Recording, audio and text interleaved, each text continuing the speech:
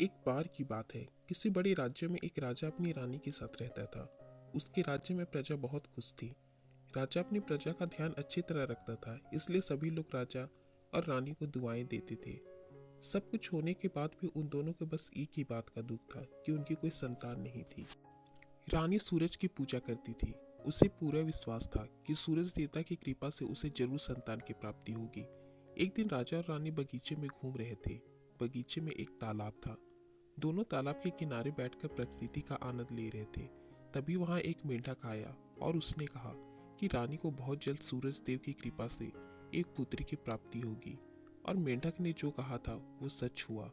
और उसी साल रानी को सूरज देवता की कृपा से एक खूबसूरत बेटी हुई। रानी को सूरज देवता के आशीर्वाद से बेटी प्राप्त हुई थी, इसलिए उसका नाम सनशाइन रखा गया। राजा ने उसके पैदा होने पर बहुत बड़ा उत्सव रखा और उसमें सभी को बुलाया, लेकिन गलती से काली परी को बुलाना भूल गया। जब सभी राजकुमार को आशीर्वाद दे रहे थे, तभी काली परी आ गई और उसने गुस्से में राजा को श्राप दिया कि जब तक तुम्हारी बेटी 15 वर्ष की हो जाएगी, तब एक कील चुभने से उसकी मौत हो जाएगी। इतना बोलकर वह गायब हो गई। राजा और रानी अब दुखी हो गए। उनको दुखी देखकर सफेद परी ने उनको सांत्वना देते हुए कहा कि चिंता मत करो, मैं इस श्राप को रोक तो नहीं सकती, लेकिन इसे कम कर सकती हूँ।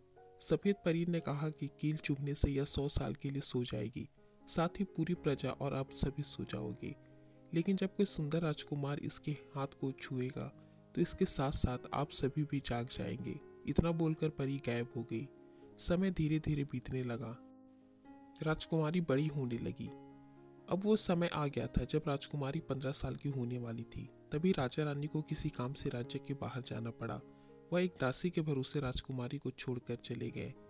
जिस दिन राजकुमारी का जन्मदिन था, वह खेलते खेलते किसी तहखाने में पहुंच गई। वहां एक पुराना सामान रखा हुआ था। राजकुमारी ने जैसे ही उसे हाथ लगाए, उसमें कील से चुभ जाने की वजह से वह गिर पड़ी और सेवकों ने उसे बहुत ढूंढा तो वह तहखाने में सोती हुई मिली। और उन्होंने जैसे ही बिस्तर पर उसे लिटाया तो एक एक करके सभी सोने लगे। कई वर्ष बीत गए। महल के चारों ओर अब जंगल और कटीली झाड़ियां उग गई थी। महल तक पहुंचने का रास्ता बहुत कठिन हो गया था। कई राजकुमारों ने कोशिश की, लेकिन कोई भी वापस नहीं आया। काली परी के श्राप के कारण सभी नींद में सो जाते थे। एक दिन उस महल की कहानी सुनकर एक सुंदर राजकुमार उस ओर आया, जो कई राज्यों को जीत चुका था। सभी ने उसे वहां जाने से रोका और कहने लगे कि जो भी वहां जाता है वापस नहीं आता है। पर राजकुमार ने किसी की बात नहीं सुनी और वो राजमहल के पास पहुंच गया।